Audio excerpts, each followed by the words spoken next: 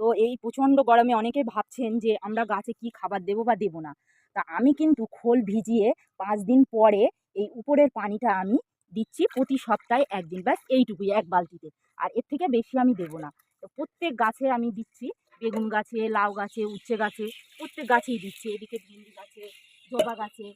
কেননা এখন গরমে কিন্তু নাইট্রোজেনযুক্ত খাবার এদের প্রচুর দরকার। আর বর্ষাকালে তো খাবার দেওয়ার প্রয়োজন হয় না, আকাশের বৃষ্টিতেই খাবার সংগ্রহ করে নেয়। পত্রলিকা ফুল গাছ, এই দেখুন জবা গাছ, সব আমি এইরকম অল্প অল্প করে দিচ্ছি। রাত্রে তো মানে পানি দেওয়ার পরে আর কিছু না, সকালে উঠে এগুলো আমি দিয়ে দিই। এই দেখুন এইভাবেই রঙ্গন গাছে দেখুন সব গাছে ফুল ফল। আর ওদিকে দেখুন আমার গরমের টমেটো হয়ে আছে, আর হারভেস্ট করব, আমি দেখাবো আপনাদের। তো দেখুন এইভাবেই আপনারাও খোল পানি দিন, কোনো গাছের কোনো ক্ষতি হবে না। আর আমি তো দেখুন দেখাচ্ছি যে আমার গাছগুলো কেমন আছে বা কী হচ্ছে না হচ্ছে দিতেই থাকছি। তো দেখুন বন্ধুরা, আপনারা এইভাবেই বসাতে থাকুন।